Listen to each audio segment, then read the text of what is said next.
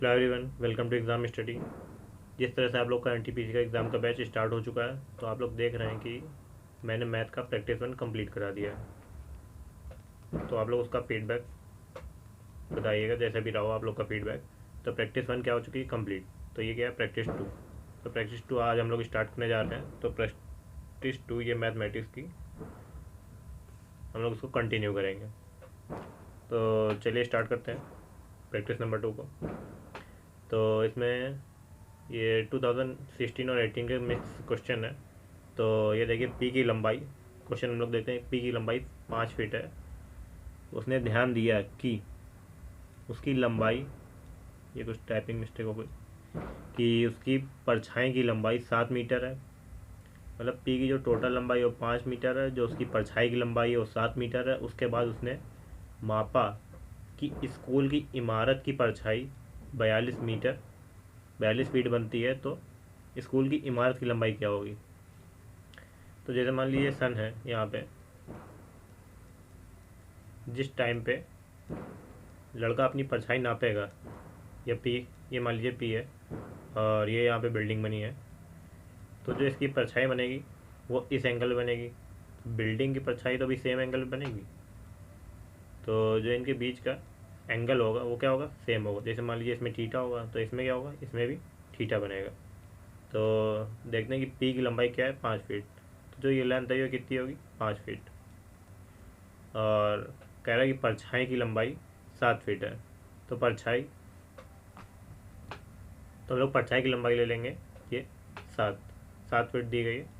और same angle इसमें है, तो इसमें भी जो परछाई का और जो उसकी लेंथ का रेशियो क्या रहेगा? सेम रहेगा। तो परछाई की लंबाई क्या दी गई इसमें बिल्डिंग में? 42। और हम लोग को ये फाइंड करनी है। तो इसमें 10 लगा देंगे कि tan theta is equal to lambda आधार। तो ये हो जाएगा 5/7। और इसमें भी 10 थीटा लगा देंगे, तो इसमें 10 थीटा क्या हो जाएगा? इसको लेट कर लेते हैं कि हम लोग एक्स है उसकी लंबाई, x/42। तो ये भी 10 थीटा और ये भी 10 थीटा। तो इन दोनों क्या कर देंगे आपस में? इक्वल। तो हो जाएगा 5/7 इज इक्वल टू x/42। 7 से डिवाइड करेंगे 42 को, 6 टाइम कट जाएगा, 6 का मल्टीपल हो जाएगा क्रॉस, तो 5 इज इक्वल टू 30 फिट आ जाएगा। तो इसी के साथ इसका ऑप्शन नंबर सी सही होगा। चलिए देखते हैं नेक्स्ट क्वेश्चन को, कि एक दुकानदार ने एक वस्तु का अंकित मूल्य, मतलब जो मार्क प्राइस है वो क्या है? 160 है। यदि 10% की छूट देने के बाद भी उसे क्रय मूल्य पर 20% का लाभ मिलता है, तो वस्तु का क्रय मूल्य ज्ञात कीजिए। तो जो मार्क प्राइस है वो क्या बताया गया है क्वेश्चन में? 160 रुपीज़। तो कह रहा है 10% की छूट देने पे, 160 पे मार्क प्राइस पे 10% की छूट देने पे मार्क प्राइस का 10% कितना होगा? 16 रुपये। तो 16 रुपये की छूट मिल गई। कहाँ से? 160 से। तो अब कितने की पड़ेगी उसको? 160 में 16 घटा देंगे, बचेगा 144। तो 144 रुपीज़ बचा। तो कह रहा है लेकिन जब 140 रुपये की बेची तब भी उसको कितने परसेंट का लाभ मिला? 20% का। तो जो सी पी होता है वो 100% होता है, लेकिन 100% से उसे कितना प्रॉफिट मिला है? 20% का। तो कितना हो गया? 120%। तो 120% किसके बराबर? 144 के। तो बताना क्या? वस्तु का क्रय मूल्य। तो हमें 100 का बताना है, 100 की वैल्यू बतानी है, 120 पता है, तो 100/120 इंटू 144। 0 से 0 डिवाइड करेंगे, 12 से 144 काटेंगे, 12 टाइम कट जाएगा, तो 12 इंटू 10 क्या आ जाएगा? 120। तो सी पी क्या होगा? 120 रुपीज़। आंसर क्या आ जाएगा? 120। नेक्स्ट क्वेश्चन को देखते हैं। 0.00081 डिवाइड बाई 0.09। इसको डिवाइड करेंगे, डेसिमल से डेसिमल कटेगा 2 डिजिट तक, यहाँ से कट के यहाँ पे शिफ्ट हो जाएगा। फिर 9 से काटेंगे तो कटेगा, क्या आ जाएगा? 0.009। तो हो जाएगा answer B number. Next question को देखते हैं। 12 मीटर 17 मीटर लंबे खंभे ज़मीन पर सीधे खड़े हैं। उनके पैरों के बीच की दूरी 12 मीटर है। मतलब उनके जो मिड में डिस्टेंस है वो कितनी है? 12 मीटर है। जो पहला पोल है वो कितना है? 12 मीटर लंबा। दूसरा पोल है 17 मीटर लंबा। और इनके बीच की जो डिस्टेंस है वो कितनी बताएगी? 12 मीटर। फिर कह रहा है इनके शीर्ष छोरों के बीच की दूरी ज्ञात कीजिए। एक का शीट्स ये हो गया, एक का शीट्स ये हो गया, तो इनके बीच की हमें डिस्टेंस बतानी है। ये हो गई इनके बीच की डिस्टेंस। तो 12 और 16, तो यहाँ से डॉटेड ड्रा करेंगे पैरेलल, इसके पैरेलल, ये और ये लाइन पैरेलल होगी। तो ये 12 है तो ये भी क्या हो जाएगी 12, ये 12 और ये 17, ये 12 है तो इधर वाली भी क्या हो जाएगी 12, ये टोटल 17, तो ये कितनी बचेगी 5, 12 5 17, तो ये 12 होगा, ये 5 हो गई, ये किसका बन गया ट्रायो बन गया 90 डिग्री का। पोल तो 90 डिग्री पे होगा, इस पर तो कोई शक नहीं है। तो ये 12 ये 5 ट्रायो क्या बनता है 13, तो इनके बीच की डिस्टेंस क्या आ जाएगी 13। इसमें पेन चलाने की जरूरत नहीं, नॉर्मल फिगर बनाएंगे पता चल जाएगा। नेक्स्ट क्वेश्चन है 90 मेज की क्रय मूल्य 60 मेजों के विक्रय मूल्य के बराबर है, तो लाभ प्रतिशत ज्ञात कीजिए। इसको देखिए, इसको इस टाइप से करते हैं कि 90 मेजों की क्रय मूल्य, तो 90 का सीपी, सीपी मतलब कॉस्ट प्राइस, तो 90 का जो कॉस्ट प्राइस है वो 60 मेजों के सेलिंग प्राइस, विक्रय मूल्य को क्या बोलते हैं सेलिंग प्राइस। तो 60 मेजों का 90 मेजों का सीपी 60 मेजों के एसपी के बराबर है, तो सीपी अपॉन एसपी का रेशियो निकाल लेंगे। सीपी अपॉन एसपी, ये जीरो जीरो कैंसिल, इसको काट देंगे, 3 3 9 3 2 6, तो रेशियो क्या आ जाएगा 2/3। तो जब सीपी 2 है तो क्या एसपी 3 है, तो मतलब 2 रुपये की चीज़ 3 रुपये में बेची गई, कितने का प्रॉफिट 1 का, कहाँ से 2 से, 1/2 इंटू 100, 2 से डिवाइड करेंगे 100 को, 50 टाइम 50% आंसर, तो प्रॉफिट कितने का 50% का। नेक्स्ट क्वेश्चन को देखते हैं। एक 45 सेंटीमीटर लंबी और 35 सेंटीमीटर चौड़ी आयताकार चादर के कोनों में 5 सेंटीमीटर की भुजा के 4 वर्ग काटे गए हैं और बची हुई चादर से एक खुला बॉक्स बनाया गया है, तो बॉक्स का आयतन ज्ञात कीजिए।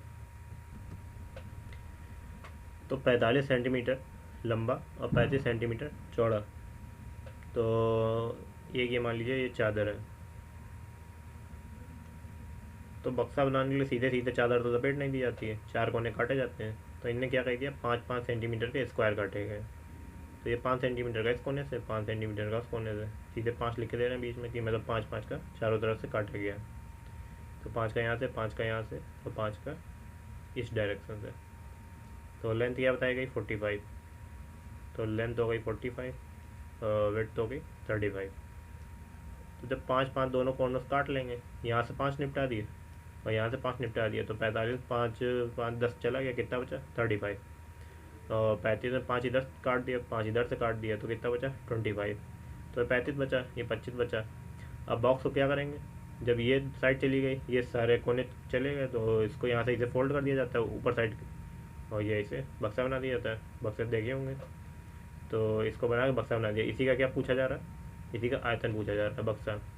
तो बक्सा कुछ ऐसे बनेगा क्यूबिक फॉर्म में,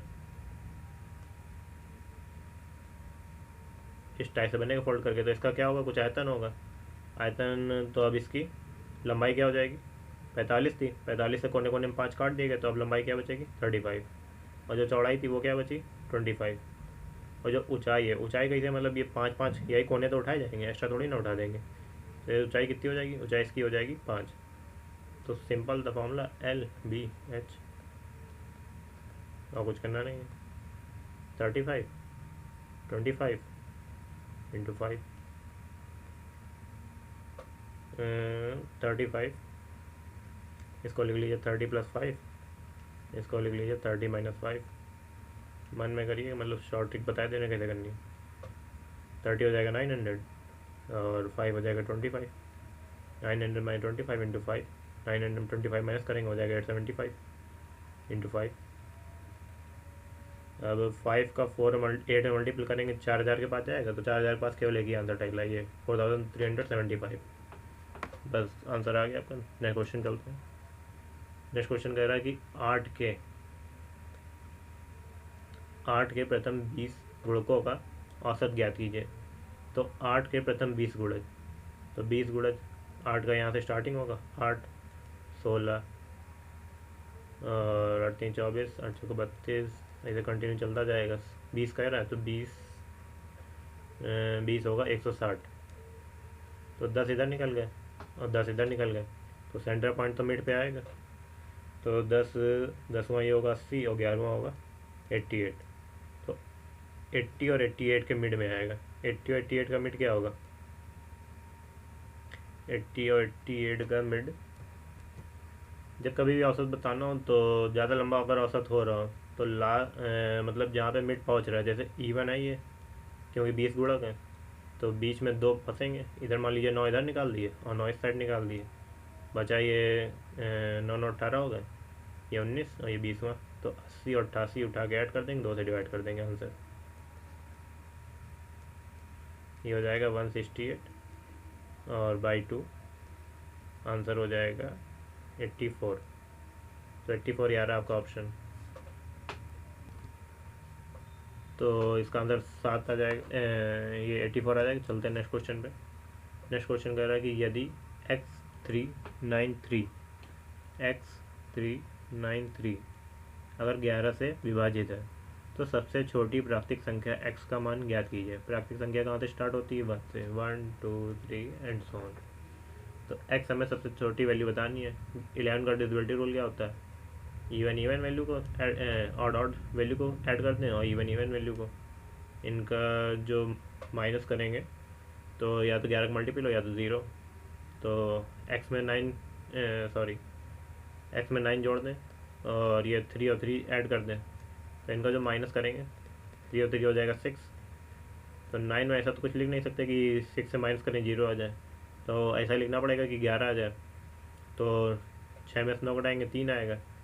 अब x की वैल्यू ऐसी रखनी पड़ेगी कि, ये लिख देते हैं 1 सेकंड, x + 9 = बचेगा x + 3।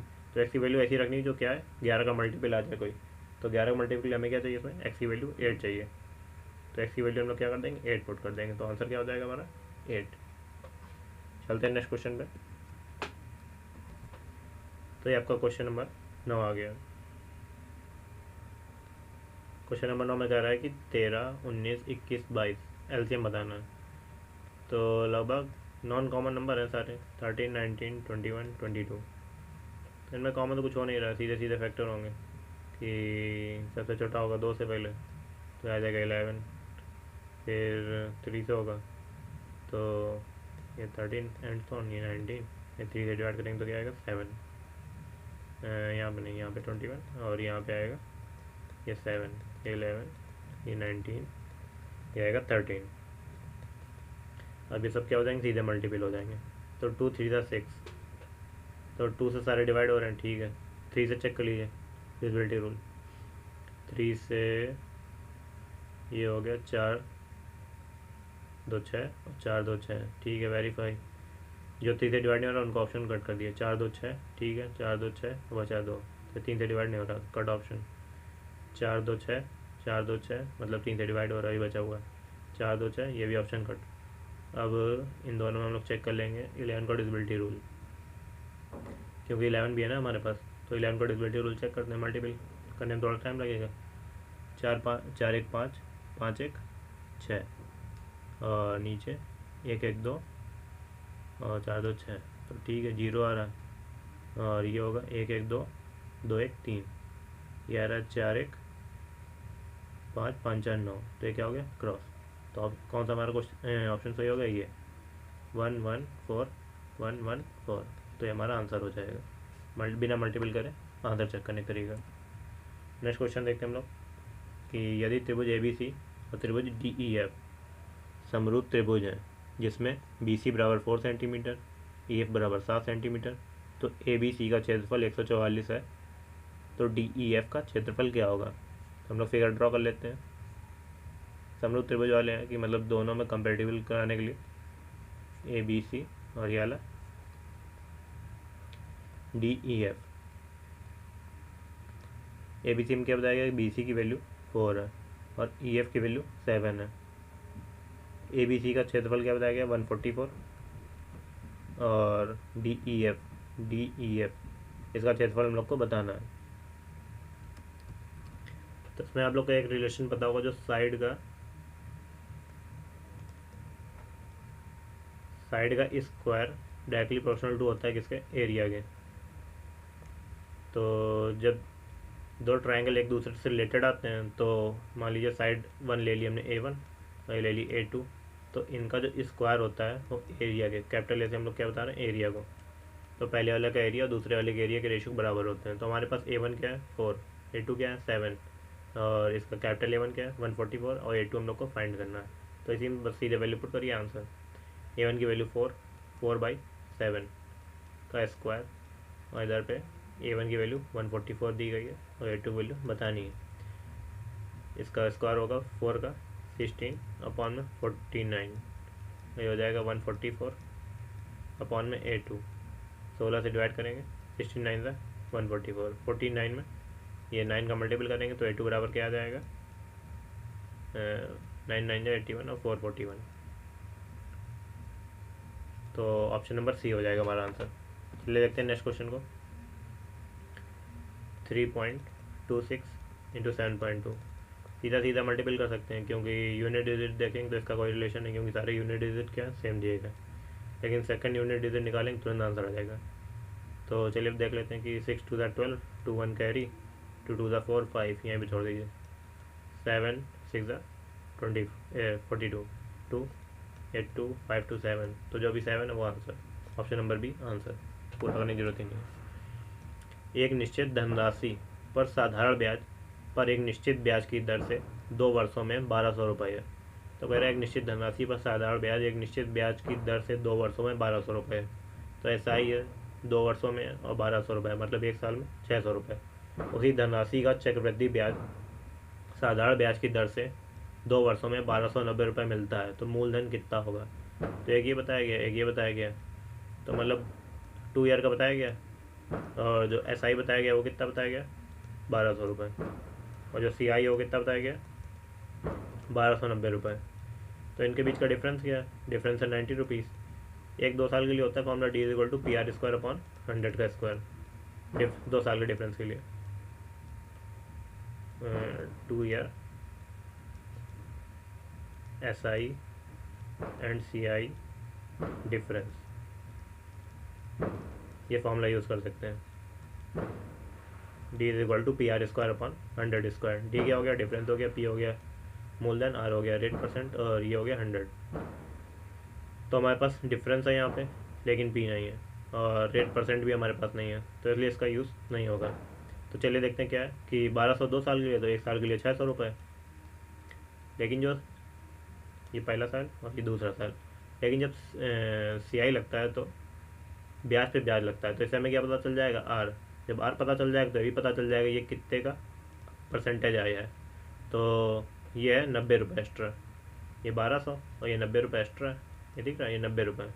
तो 90 रुपये एक्स्ट्रा है, तो 60 का 90 रुपये आया है कुछ परसेंट, तो 600 का कितने परसेंट, मान लीजिए X%, कितना आया 90 रुपये। तो 0 0 कैंसिल, और 6 से काटेंगे, 6 1 6 और 3 कैरी जाएगा, तो 6 5 30, तो X बराबर 15 रुपये आ जाएगा। तो 15% परसेंट निकाल लेते ना हम लोग कि 600 का कितना परसेंट हुआ होगा कि 90 रुपये आ गया है। तो 90 रुपये कितने परसेंट पे आया, 15% पे। तो 600 रुपये भी P के परसेंट से आया होगा कि P का 15% निकाला होगा, तभी क्या आया 600, मतलब मूलधन का 15% निकाला होगा, तब पहले साल का क्या आया होगा, SI आया होगा। लेकिन जब CI निकालना होता है तो CI तो SI निकलेगा, प्लस साथ में ब्याज का ब्याज जुड़ेगा, तो ब्याज का ब्याज क्या हो गया 90 रुपये। तो हम लोग ये देख लें 15, तो 15 काटेंगे, 15 चको 60, ये 4 ये 0, ये 100 उधर जाएगा, तो क्या हो जाएगा 4000 हमारा आंसर, D नंबर। देखते हैं नेक्स्ट क्वेश्चन को। यदि 3 संख्याएं 2:3:5 के अनुपात में हो तो उनके योग का दुगना 100 हो, तो तीनों में से सबसे बड़ी संख्या का वर्ग क्या होगा। तो 3 संख्याएं हैं 2:3:5, कह रहे हैं अगर इनका योग, इन सब का एडिशन कर दें, एडिशन करने के बाद डबल कर दें, ऐड कर दें, डबल का मतलब इंटू 2 कर दें, तो किसके बराबर हो जाएगा 100 के। तो लेट कर लीजिए x 2 3 5 5 5 10, तो हो जाएगा 10, x इंटू 2 = 100। तो 2 से डिवाइड करेंगे, 10 से डिवाइड करेंगे, तो 20 सीधे डिवाइड कर देंगे, 5 टाइम जाएगा, x बराबर 5। तो पूछ क्या रहा है बड़ी संख्या का वर्ग, बड़ी संख्या हमारे पास 5 और साथ में x का मल्टीपल, तो हो जाएगा 5x बराबर क्या हो जाएगा 25। तो 25 का स्क्वायर 625, हमारा आंसर डी। नेक्स्ट क्वेश्चन दिया है ये कॉमन थ्योरी का, तो देखते हैं कि नीचे इसमें क्वेश्चन क्या दिया है कि नीचे दिए हुए आरेख का अध्ययन करें और उस पर आधारित सवालों के जवाब दें। जो ट्रायंगल है वो दर्शा रहा है किसको, जिन्हें पढ़ना पसंद है। तो ट्रायंगल हमारा ये रहा, ये दिखा रहा है कि इनको पढ़ना पसंद है। और जो सर्किल है वो क्या दिखा रहा है कि इनको साइकिलिंग पसंद है। सर्किल ये रहा हमारा, इनको क्या पसंद है, साइकिल। फिर बचा स्क्वायर वाले, स्क्वायर वाले क्या है, इनको ट्रैकिंग पसंद है। हम लोग लिख लेंगे इनको क्या पसंद है, ट्रैकिंग पसंद है। और तो चलिए देख पहुँचते हैं क्वेश्चन पे कि कितने व्यक्तियों को ट्रैकिंग और पढ़ना पसंद है। तो क्या पूछ रहा है, केवल ट्रैकिंग और पढ़ना, और क्या नहीं, साइकिलिंग नहीं। तो साइकिलिंग किससे रिलेटेड है, सर्किल से। तो सर्किल को छोड़ दें, मतलब सर्किल के अंदर कोई डिजिट ना है, तो कॉमन पूछ रहा है किसके बीच में, ट्रैकिंग और पढ़ना। तो ट्रैकिंग और पढ़ना के बीच में क्या आ रहा है 28, तो 28 हमारा क्या हो जाएगा आंसर। कितने व्यक्तियों को पढ़ना पसंद है, क्या केवल पढ़ना, मतलब केवल नहीं है, पढ़ना पसंद है। तो पढ़ने के अंदर कौन कौन आ रहा है, ये खाली ट्रायंगल पढ़ना ट्रायंगल सिंबल है। तो पढ़ने के अंदर 43, 31, 12, 28, 12, तो 12 हो गया। चलिए लिख लेते हैं एक जगह कि 43, 28, 31, 12 हो जाएगा 24, और ये रहा 44 ये कॉर्नर पे। तो इनको ऐड कर देंगे 4 4, 4 4 8, 8 1 9, 9 8, 17 17 3 20, 0 2 कैरी, आगे करने की जरूरत नहीं, ये दिख गया 0, केवल एक 0 लिए, ठीक। कितने व्यक्तियों को पढ़ना और साइकिलिंग पसंद है, मतलब ट्रैकिंग नहीं देखें इस बार, पढ़ना और साइकिलिंग, मतलब इसके बीच का, ये क्या आ गया 31, तो 31 हमारा आंसर। खत्म क्वेश्चन। चलिए देखते हैं नेक्स्ट क्वेश्चन। 6 साल पहले दो व्यक्ति पी व क्यू की आयु का अनुपात 3:2 था। तो पी रेशियो क्यू, इनका क्या था, पी रेशियो क्यू 3:2, कब, बिफोर 6 ईयर।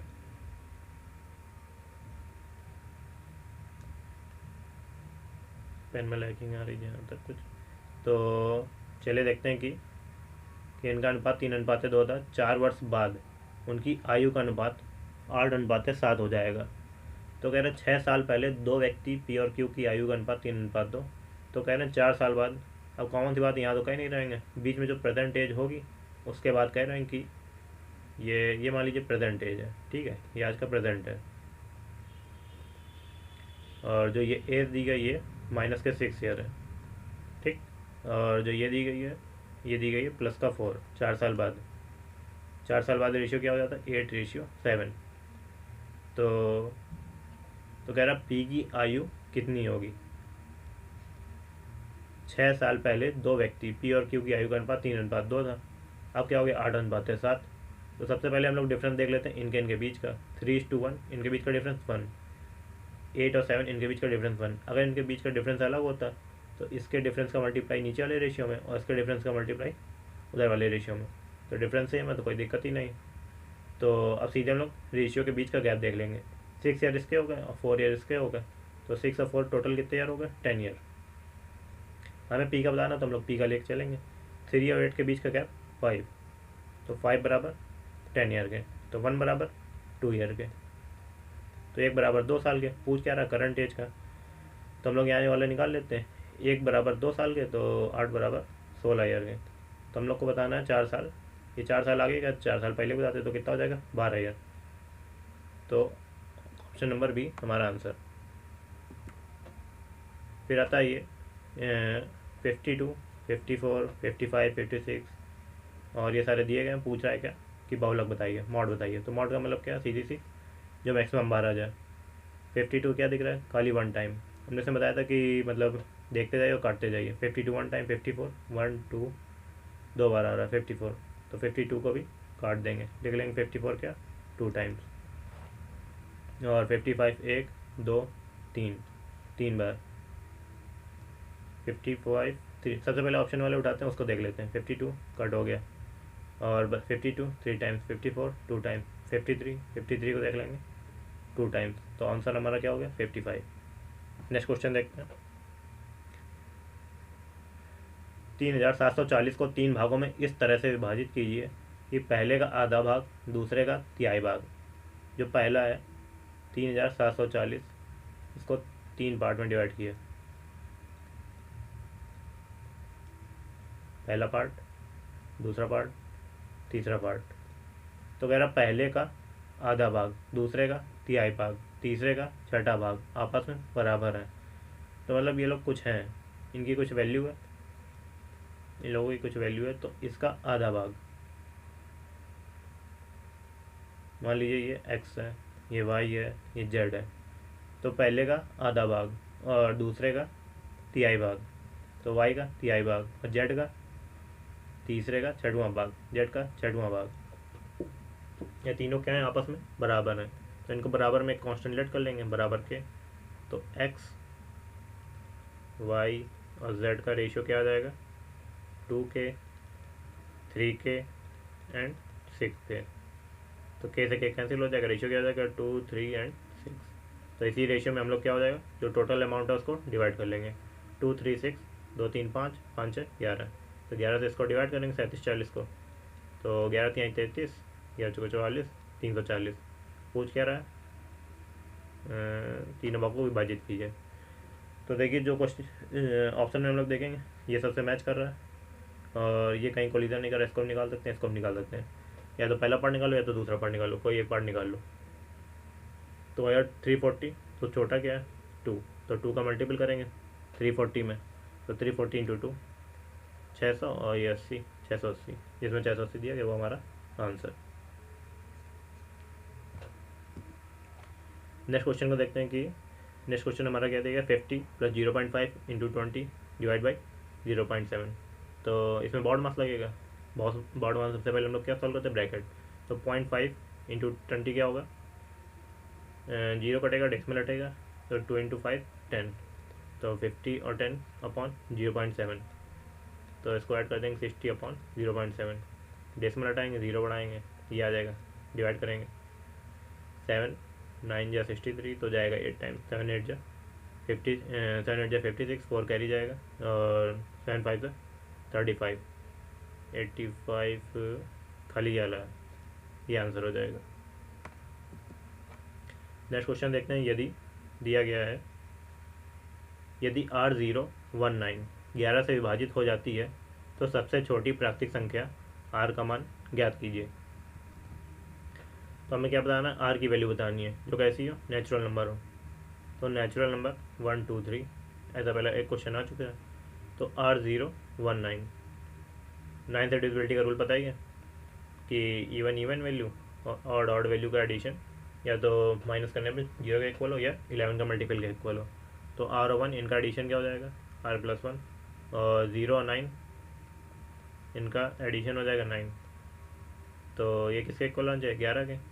तो R और 1 इसमें R की वैल्यू क्या रख दें 0 आ जाए, लेकिन हमें कम से कम चाहिए तो R की वैल्यू क्या रख दें 8, तो 0 के इक्वल हो जाएगा। तो R की वैल्यू क्या हो जाएगी 8, बस खत्म, आंसर डी। नेक्स्ट क्वेश्चन देखते हैं कि नेक्स्ट क्वेश्चन है 15 मीटर 20 मीटर के 2 खंभे ज़मीन पर सीधे खड़े हैं, उनके बीच की दूरी 12 मीटर है। सबसे ऊपरी सबसे ऊपरी छोरों के बीच की दूरी ज्ञात कीजिए। ऐसा क्वेश्चन है कि स्टार्टिंग में था कि ये 15 मीटर है और ये 20 मीटर है, इनके बीच की डिस्टेंस उनके बीच की दूरी क्या है 12 मीटर। तो ये 15 ये 20, तो इससे पहला लाइन एक ड्रॉ करेंगे, तो ये भी क्या हो जाएगा 15, तो ये 20 ये 15, तो बची वाली 5 और ये लाइन ये बतानी हम लोग को, ये क्वेश्चन मार गए। ये 12 है तो ये भी क्या हो जाएगी 12, क्योंकि इसके क्या पैरेलल है और बीच की डिस्टेंस इक्वल होगी पोल की। तो ये 12 ये 12 ये 12 ये 5 ट्राई बन गया 12 5 13, आंसर 13। उस क्वेश्चन का भी आंसर भी क्या आ रहा था 13। इसी के साथ हमारी ये सीरीज़ ख़त्म होती है। तो आप लोग मैथ की प्रैक्टिस करते रहिए, मैथ के सेट लगाते रहिए, जितने क्वेश्चन हो सके अपने आप से ट्राई करते रहिए। हो सके तो ज़्यादा टफ क्वेश्चन हो मत जाइएगा, क्योंकि आप लोग पैटर्न देख रहे हैं कि ज़्यादा टफ क्वेश्चन नहीं आते हैं। सिंपल नंबर सिस्टम के बहुत ईजी क्वेश्चन दिए रहते हैं सभी के लगभग, और क्या एडवांस का जो पार्ट है वो बहुत कम देखने को मिलता है, लगभग ट्रिग्नोमेट्री थोड़ा बहुत जाते हैं इससे ज़्यादा आउट एरिया में नहीं जाते हैं और थोड़ा सा वॉल्यूम वाला आ जाता है, बस इतना ही है। तो इसी तरह आप हमारी सीरीज़ देखते रहिए और अपनी तैयारी करते रहिए। थैंक्स एंड जय हिंद।